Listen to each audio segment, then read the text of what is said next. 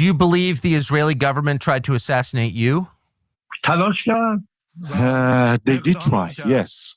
And they acted accordingly, but they failed. What is going on, everyone, today? This is Trending Brief. Today we are going to be following a reflection, if you like, having now watched Tucker Carlson's interview with Iran's Prime Minister Mahmoud Pezeshkian, which was officially published yesterday. Now, no surprise, the interview was no more than half an hour long. But as far as open negotiations, conversations with leaders are concerned, it's not the worst given what's happened over the last 3 to 4 weeks. Plenty of contradictions, chaos, catastrophe, left, right and centre. As far as foreign policy is concerned, this has clearly been a prime example of what happens when you get too many chicken heads behind the tables. But there's probably 5 things we can certainly take away from this interview, having myself researched it, watched it. I even watched it twice to make sure I could have a better review of this. So I think number 1 would certainly be open to dialogue. Now, it was emphasised by the Prime Minister of Iran that Iran's openness to at least reconcile negotiations with the US. You see, I am of the belief that we could very much easily resolve our differences and conflicts with the United States through dialogue and talks. And, the international law could serve as the framework or the basis for a deal in which the rights of all nations, Iranian nation, would be respected. But unfortunately, it was Netanyahu that destroyed these diplomacy and these diplomatic efforts. We have always, we never wanted anything beyond the respect for our rights, rightful rights, enshrined in international law. As long as there is some form of genuine trust, without the trust, there is no real open dialogue. And it's a rare commodity given the recent actions from both Washington and Israeli forces, he argued. Of course, as you can imagine, the criticism of Israel. He accused the Israeli Prime Minister, of course, of Netanyahu, of manipulating US foreign policy. President Trump, to resist escalation, warning that the US must choose between pursuing peace or dive into a pit of endless conflict under the influence of Israeli lobbyists. And this is something which seems to have come more to light as well, given following another interview with one of Tucker Carlson's more recently. Now, perhaps through the journalistic aspect, Tucker Carlson would be critiqued in many other ways, but certainly when it comes to organising good interviews, conversations, he's what he would call a free thinker, and he is opposed to perhaps formerly in the past where he thinks he was sold ideas. How are you certain they tried to kill you?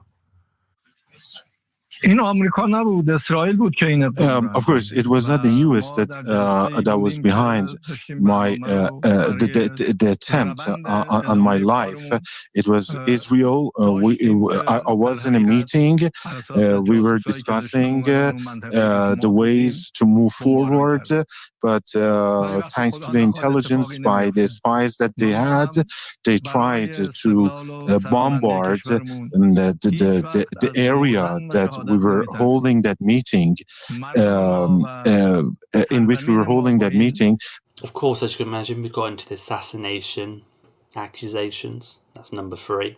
He claimed that the Israeli president claimed that there was a hit on himself organised by the Israeli intelligence to kill the Prime Minister of Iran himself by bombing a location during the recent hostilities through which he described as the attempt as unsuccessful. And I suppose even if he were going to sit in his own feet, it would be understandable seeing as how many other commanders were killed in his recent airstrikes from Israel. Regardless on how much information's clear at this point, I would certainly say more would probably come to light soon. But he made his case of the accusations. Number 4, the nuclear talks. Again, conditions on trust again. This key word kept popping up throughout most of the interview. Trust. While Iran was reaffirming its right to peaceful nuclear energy, he reiterated that any discussion on the nuclear issue cannot resume without rebuilding trust. Again, this word came up a few times, trust, highlighting the challenge of re-engaging with the US after the turmoil, which again is somewhat understandable. We only know that even a few weeks ago to a few months ago, the conversation dynamic changed from Tulsi Gabbard saying that they weren't anywhere close to building nuclear weapons to then being contradicted by her own president, therefore then being contradicted back from his very own intelligence group. Clearly there's some information which either is exacerbated or just wasn't clear for then Tulsi Gabbard essentially re-changed her statement towards what she initially said regarding Iran having weapons of mass destruction and would be ready within the coming weeks. And then I suppose Carlson's interview approach would be number 5. Again, I welcome all of you to watch it, but certainly Tucker Carlson's always framed the sessions as a measured conversation intended always to inform American audiences to make their own unbiased opinions or thoughts. Not a hard-hitting interrogation. You will always find if you watch more of Tucker Carlson's interviews, I think he's gone away from the light of screaming what perhaps someone would pay him to do in his conventional jobs working, for example, CNN or Fox. He avoided certain nuclear-related questions. He does plan to extend similar access to Israeli PM Netanyahu at some point, which I suppose at this point would only make sense for someone like Tucker Carlson. If he's already got a gold bar, such as the Iran Prime Minister, you're naturally going to want to go for the Israeli Prime Minister too, right? I would be very much interested to know how that negotiation goes, given the fact that he has, I would say especially over the last 2 years, I think he's given more of a critique of Israel. I think he's understood perhaps there's clearly a absurd amount of Israeli influence within particular the American Congress, but only time will tell and see. But let me know if you guys have seen it or not. Let me know what else you'd like to see. Please leave a comment down your thoughts below, leave a like on this video and subscribe. Thank you.